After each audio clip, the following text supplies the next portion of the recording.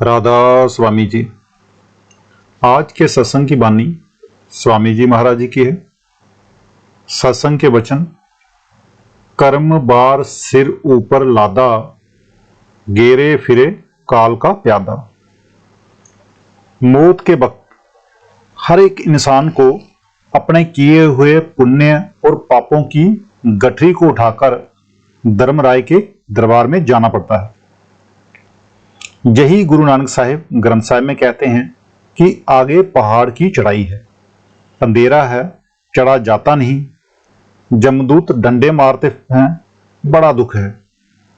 कहाँ जे रू बहदू लाशरीक, सतपुरुष की अंश अम्मे रब्बी। इसे सतपुरुष की प्यारी बनना था, सतपुरुष में समाकर सतपुरुष बनना था, और कहाँ आज धक्के खा रही है, प्यादों यानी जमदूतों के डंडे खा रही है। फिर आगे कहते हैं, प्यादों के संग इज्जत खोती, सतनाम कुल की थी गोती। अब संत कहते हैं कि हाय अफसोस, ये आत्मा मालिक की अंश, सारे जहान से उत्तम, मगर जमदूत इसको जूते मारते हुए आगे ले जाते हैं।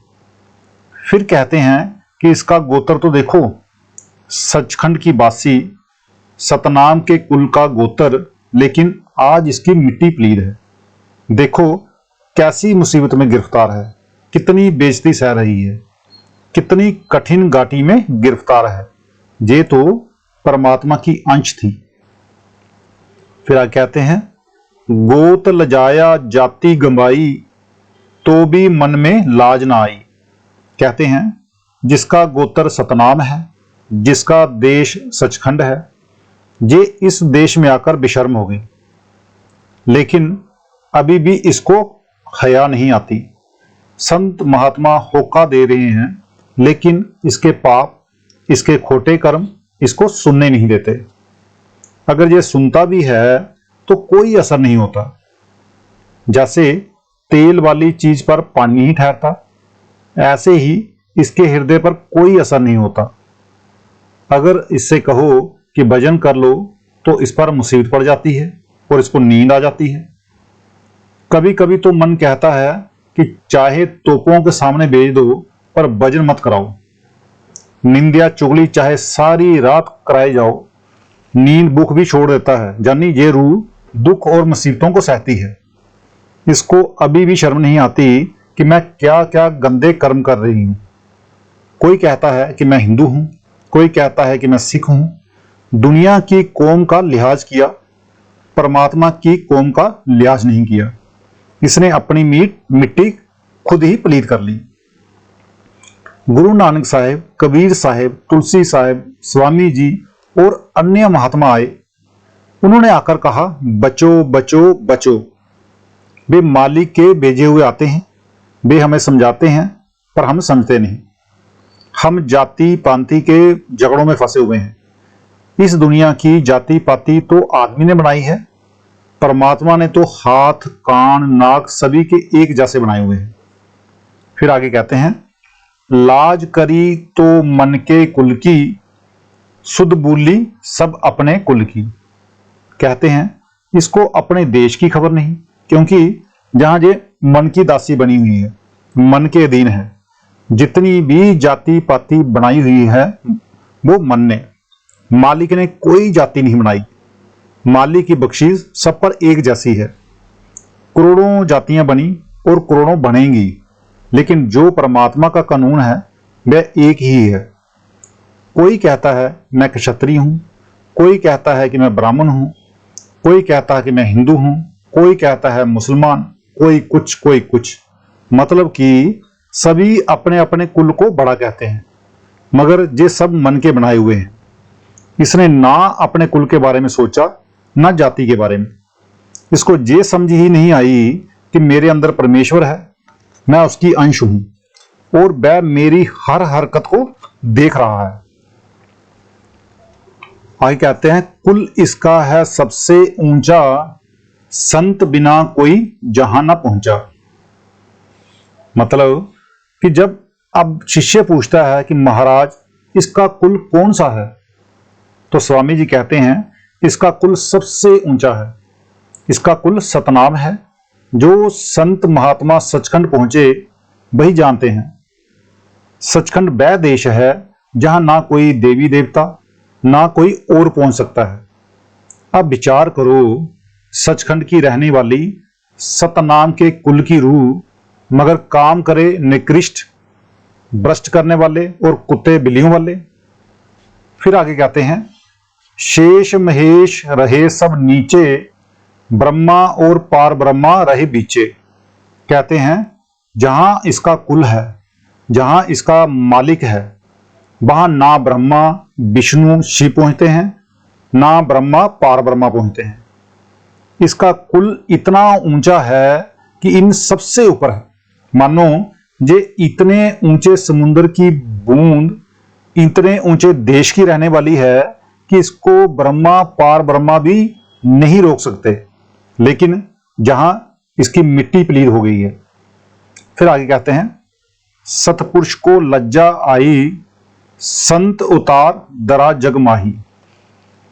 अगर किसी का बेटा चोरी करके कैद हो जाए और बाप ही अपील करता है और कोई नहीं करता, जब मालिक ने देखा कि सारा संसार अपने घर को भूलकर दुखी हो रहा है, तो उसने संतों महात्मों और कामिल फकीरों को भेजा कि जाओ और उन जीवों को समझाकर ले आओ।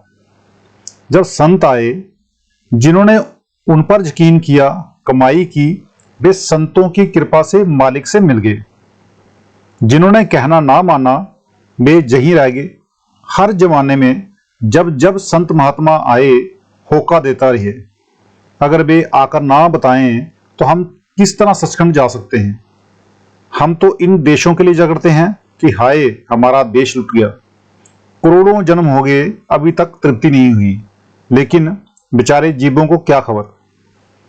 फिर आगे कहते हैं, संत रूप दर जिब उपदेशें, बानी नाव बना जिब खेबें।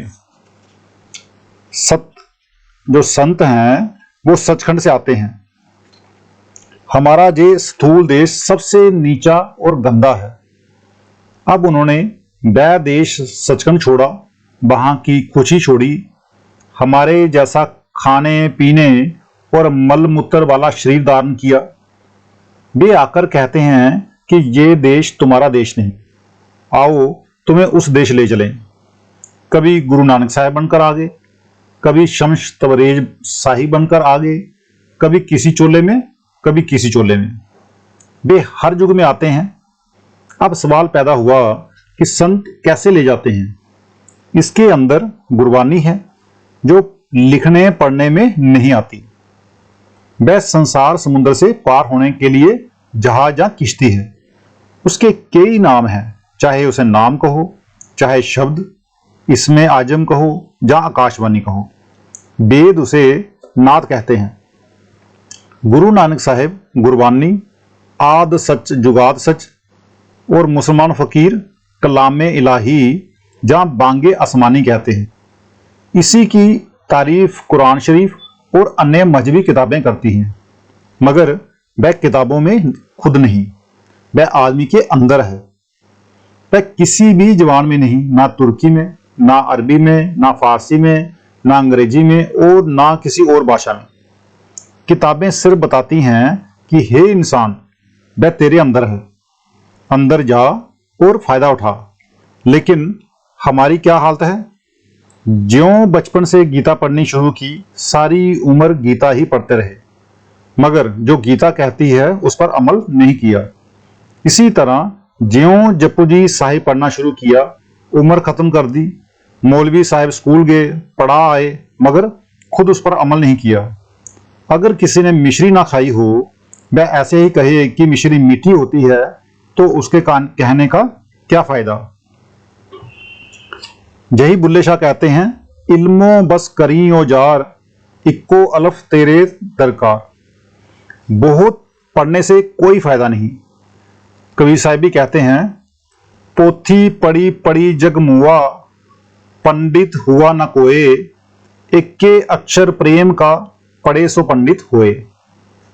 जो अंदर नहीं गए वे बाहर चौकीदार बने रहे, जो अंदर गए वह शहंशाह बन गए।